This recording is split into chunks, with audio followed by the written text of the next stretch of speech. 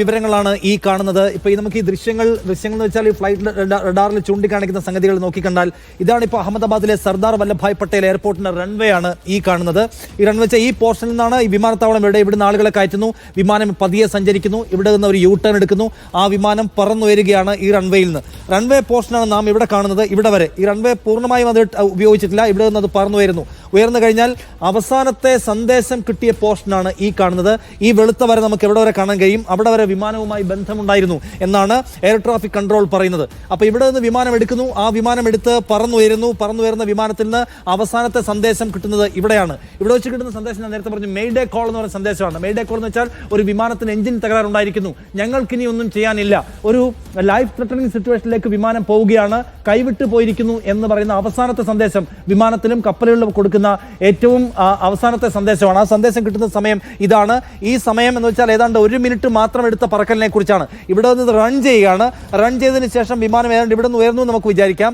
652 അടി മാത്രം ഉയർന്ന വിമാനം വളരെ പൊടുന്നനെ അതിന്റെ കൺട്രോൾ ലോസ് ആവുകയും അത് താഴേക്ക് വീഴുകയും ചെയ്യുകയാണ്. ഇത് കുറച്ചുകൂടി വലുതാക്കുമ്പോൾ കാണുന്നത് ഈ കാണുന്നതാണ് വിമാനത്താവളത്തിന്റെ ടെറിട്ടറി എന്ന് പറയാൻ കഴിയും സാധനം. ഇതാണ് അതിന്റെ ഇത്രയും ഭാഗം വിമാനത്താവളത്തിന്റെ ഭാഗമാണ്. ഏതാണ്ട് ഇത്രയും ഭാഗം അതിന്റെ സന്ദേശങ്ങൾ ഇല്ലാതെ പോവുകയും വിമാനം താഴേക്ക് വീഴുകയും ചെയ്തു. അപ്പോൾ ഈ കാണുന്ന പോർഷനിൽ വിമാനം തകർന്നു വീണു എന്നാണ് നമുക്ക് സാധാരണ നിലയ്ക്ക് ഇപ്പോൾ മനസ്സിലാക്കുക. ഇത്രയും ഭാഗം കഴിഞ്ഞാൽ ഈ പോർഷനിൽ വിമാനം തകർന്നു വീണെന്നാണ് മനസ്സിലാക്കേണ്ടത്. ആ തകർന്നു വീഴുന്ന വിമാനത്തിന്റെ ഒരു വേഗത പറയുന്നുണ്ട്. അതായത് ഏതാണ്ട് 1 മിനിറ്റിൽ 450 അടി വേഗത്തിൽ താഴേക്ക് അതിവേഗത്തിൽ പതിച്ചു വിമാനം. എന്ന് വെച്ചാൽ ടോട്ടൽ കൺട്രോൾ ലോസ് വിമാനത്തിന് സംഭവിച്ചു എന്നാണ് അതിൽ നിന്ന് മനസ്സിലാക്കേണ്ട കാര്യം. അവസാനത്തെ സന്ദേശം അതായിരുന്നു. അപ്പോൾ അതിൻ്റെ engine failure or take off gear, നമുക്ക് അതിൻ്റെ സാങ്കേതികത അറിയില്ല. ഇതിലുണ്ടായിരുന്ന പിഴവുകൾ കാരണമോ അല്ലെങ്കിൽ ഓപ്പറേഷൻ ഫെയിലിയർ, അപ്പോൾ പൈലറ്റിൻ്റെ എന്തെങ്കിലും പിഴവാണെന്ന് സാധാരണ നിലയ്ക്ക് സംശയിക്കാൻ കഴിയില്ല. വിമാനം ഉയർത്താൻ കഴിയുന്നില്ല, ഞങ്ങളൊരു അപകടകരമായ സാഹചര്യത്തിലേക്ക് പോകുന്നു എന്നുള്ള അവസാന സന്ദേശം നൽകി എന്നാണ് ഇതിൽ ചൂണ്ടിക്കാണിക്കുന്നത്. അങ്ങനെയാണെങ്കിൽ ഇതാണ് ജനവാസ മേഖല എന്ന് നമ്മൾ പറഞ്ഞ കാര്യം. ഇവിടെ ഗവൺമെന്റ് ഓഫീസുകളൊക്കെ പ്രവർത്തിക്കുന്ന ഒരു സ്ഥലത്ത് തകർന്നു വീണു എന്നാണ് ചൂണ്ടിക്കാണിക്കുന്നത്. 2011 ഉണ്ടാക്കിയ ബോയിങ്ങിന്റെ ഡ്രീം ലൈനർ വിഭാഗത്തിൽപ്പെട്ട വിമാനമാണ് ഈ വിമാനം. ഇത് ഇവിടെ നിന്ന് ലണ്ടനിലേക്ക് പോവുകയായിരുന്നു. 9 മണിക്കൂർ ഫ്ലൈ ചെയ്യണമെന്ന് നേരത്തെ ചൂണ്ടിക്കാണിച്ചതുപോലെ ഏതാണ്ട് 6500 kilometre total air space cover ചെയ്യേണ്ട വിമാനമാണ് അപകടത്തിൽപ്പെട്ടത്.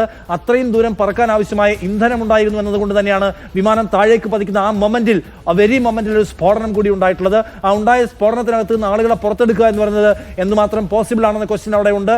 വിമാനത്തിനകത്ത് രക്ഷാദൗത്യം നടത്താൻ കഴിയുന്നതല്ല. കാരണം വിമാനത്താവളത്തിനകത്ത് രക്ഷാദൗത്യ സംവിധാനങ്ങളുണ്ട്, രക്ഷാപ്രവർത്തന സംവിധാനങ്ങളുണ്ട്. പക്ഷെ അതിന് പുറത്താണ് ഇത് തകർന്നു വീണിട്ടുള്ളത്. അവിടേക്ക് ഈ സംവിധാനങ്ങൾ എത്തിക്കുക, തകർന്ന വിമാനത്തിനകത്ത് നിന്ന് സ്ഫോടനമുണ്ടായ വിമാനത്തിന്റെ തീ അണഞ്ഞതിന് ശേഷം അവിടേക്ക് പ്രവേശിക്കുക പോലുള്ള വലിയ വെല്ലുവിളികളെ എന്തായാലും അഭിമുഖീകരിച്ചിട്ടുണ്ടെന്ന് നമുക്കറിയാം.